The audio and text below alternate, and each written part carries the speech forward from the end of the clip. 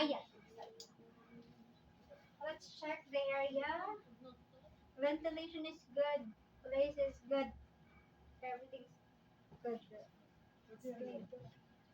Pwede na pong pumasok, students.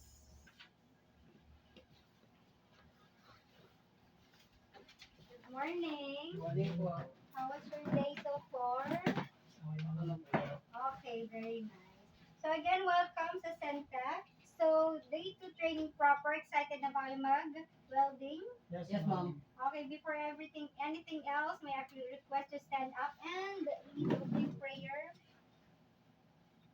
Thank you so much. Let's sit down.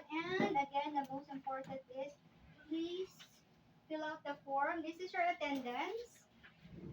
And pakilagay kung anong oras kayo dumating. And don't forget your signature.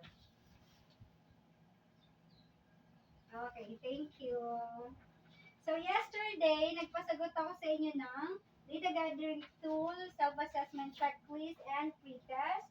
So lahat tayo ay English and Tagalog. So magkakaintindihan tayong lahat, tama? Yes, ma'am. And most of you ay NC2 holders and some of you are not. And yung ating exam about the pre-test, lahat kayo nakakuha ng mataas na scores. Thank you so much. Congratulations. And Mr. Jim Portea got the highest score. Congratulations. But Mr. Jamil got the lowest score, but it's fine. You are here to perform, and our goal is to have a higher knowledge of this NC3. Okay, you have questions? Wala po. Okay, Mr. Jim, where's your certification of assessment? Certification of employment. Okay, let me just check this one and let's verify. Let me just call someone to verify this one. I'm calling to verify is this really. I want to confirm is Mr. Jim Henson really work as instructional welder in your company for 7 years? Yes, ma'am. Okay, very nice. Pwede mo na siyang itabi. Thank you. Okay, because Mr. Jim got the high score and he also has knowledge about small NC3. So let's move it here in our institutional assessment, and I'll be giving you 1 hour to answer these questions. Thank you. And Mr. Jamil, let's have more knowledge about the small NC3. Okay, so you have the NC1, but you don't have the you don't have working experience, but you have the NC2. So what is NC3? So this is higher than NC1 and NC2. So we will use here different kind of metal. This is alloy plate. So do you remember what did we have for NC1 and NC2? Yes, ma'am. So what metal do we have? We have the carbon steel, right? Yes, ma'am. Okay, but here sa NC3, ang gagamitin natin is alloy steel. Okay, yes. So because hindi lahat ng industry ay gumagamit sa carbon, so we will use some industry use alloy plates. Okay, so what is weld alloy steel plate using now? So this is stronger than the carbon steel.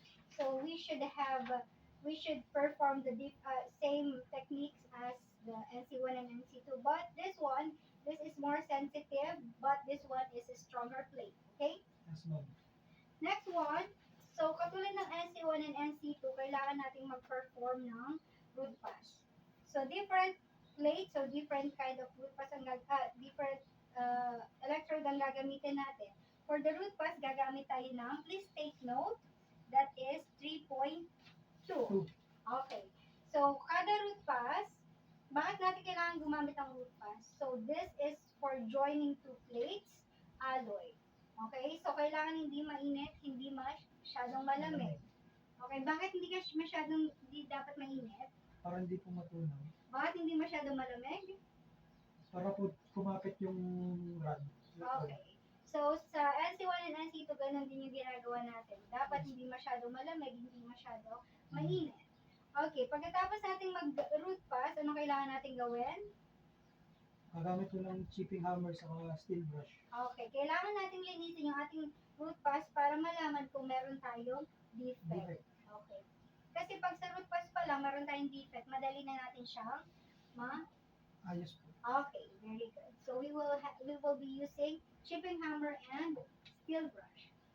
So the next one, weld subsequently. So this part, ang gagawin naman natin is hot pass and filler pass. Katulad din ng ginawa natin sa root pass, kailangan natin linisin pagkatapos. Yes, ma'am. Pero dito ibang electrode nang gagamitin natin. Please take note for that. That is 3 point. PVT. Okay, very good. Next one, performing capping, the final capping. So this is the most important because this is the final layer.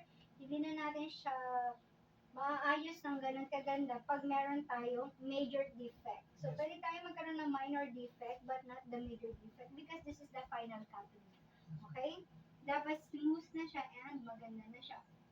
Okay, so do you have question for this, Mr. Wala na po.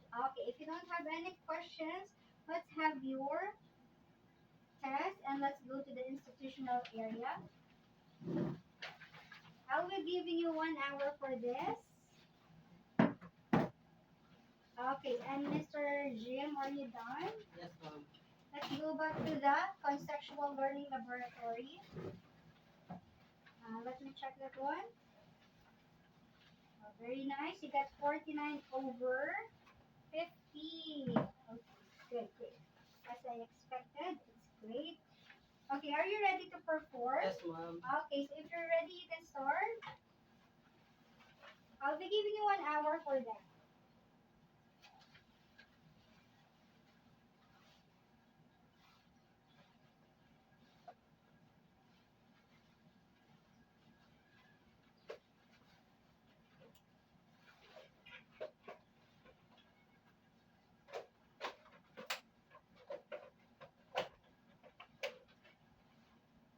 Time to move. Okay. First one, the root pass.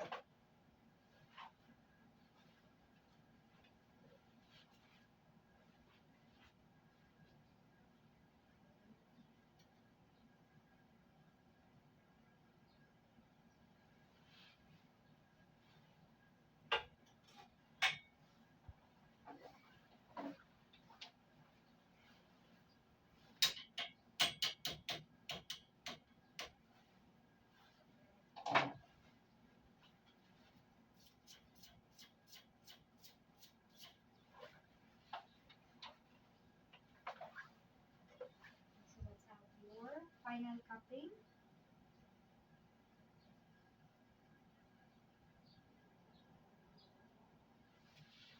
Okay.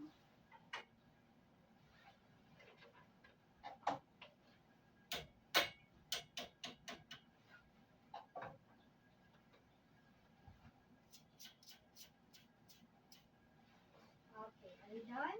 Yes, ma'am. See? Okay, it's nice. So let's go back to your seat and I will answer some questions. Okay. Okay, first question. So, anong ginamit mo electrode for the 3.2. root pass? 3.2. Okay, next question. Anong defect ang meron sa'yo? Porosity po, ma'am. Okay, so this is for the final capping. Meron kang porosity, right? Yes, ma'am. This is the minor defect, but it's fine. It's good. Okay, so I will give you your certificate for that. Let me just read what's inside your certificate of achievement. Okay? So this is to certify that Mr. Jim Henson Portea for having demonstrated the competency in weld alloy steel plates using SMAU under shielded metal arc welding SMAU NC3 in recognition of the presented where's your certification? Oh yes, thank you. Knowledge, skills, and work values in the performing welding activities on alloy steel plates following required code standards and procedures. This June 27, 2026. Okay, congratulations. Okay, Mr. Jamil, are you done? Yes, ma'am. Okay, may I see? Let's check. Okay, 45 over 50. This is good. Number in your quick task. My question question ka ba, Mr. Jamil, before Wala I na, start? wala na po. Okay. So I will be performing or demonstrate how to do the small NC3. So we will be using alloy steel plate. This is very different, okay? Yes, ma'am. So again, I will be using this because my hair is longer than yours. Give me 1 second. Okay, so we can start. Kailangan natin siyang i-adjust ng tama. And, okay. Hilig mo ba ako, Mr. Jamil? Opo. Okay, first one is i-perform natin ang root pass. Natandaan mo ba kung anong gagamitin nating electrode? Yes, ma'am. Anong gagamitin nating electrode? 3.8 po. Okay. Performing root pass. Okay. So after root pass, ano kailangan natin gawin? Kailangan natin Chipping hammer po sa steel brush. Okay, good. Chipping hammer. Kasi kailangan natin i-check kung meron tayo defect or. Okay, next one, we will be performing hot pass and mirror pass. Kailangan natin palitan ng electrode. Anong electrode natin? 3.2 po. 2.8. 8 po pala. Yes. Okay. Kailangan natin siyang ulit-ulitin. So after this, our last stage is for the double capping. This is the final one, so dapat malinis na siya.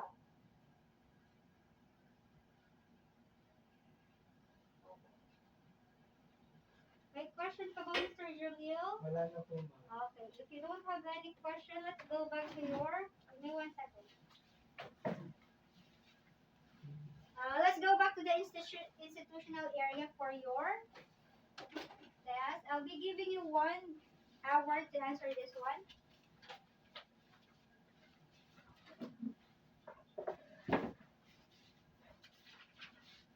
Are you done? Yes po. Okay, are you ready to perform? Yes, ma'am. Okay. If you're ready, you can start.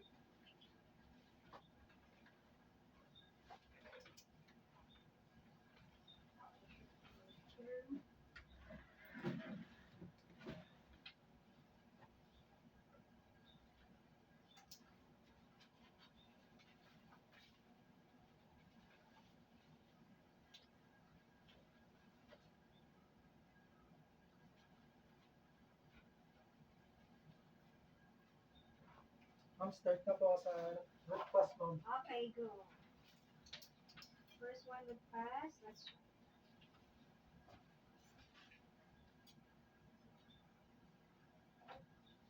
Skipping hammer po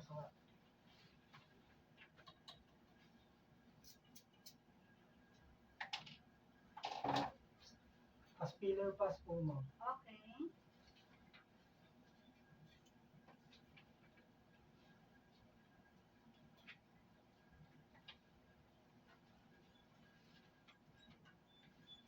The final one is. Double tapping po. Okay, great.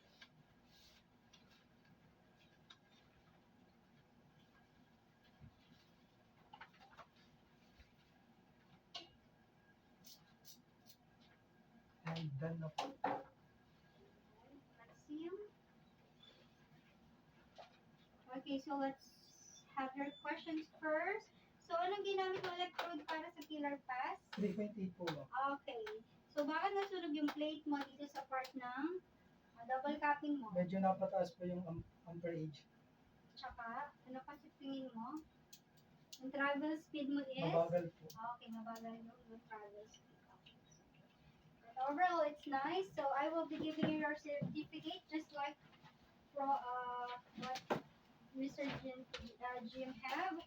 So, this certification of achievement is given to Mr. Jamil for having demonstrated the competency in weld alloy steel plates using SMAU under shielded metal arc welding NC3. So, this is your achievement. Congratulations, and I need to check your progress chart. And also, I need to check your training. Yes, training progress chart. And achievement chart. Mr. Jim and Mr. Jamil,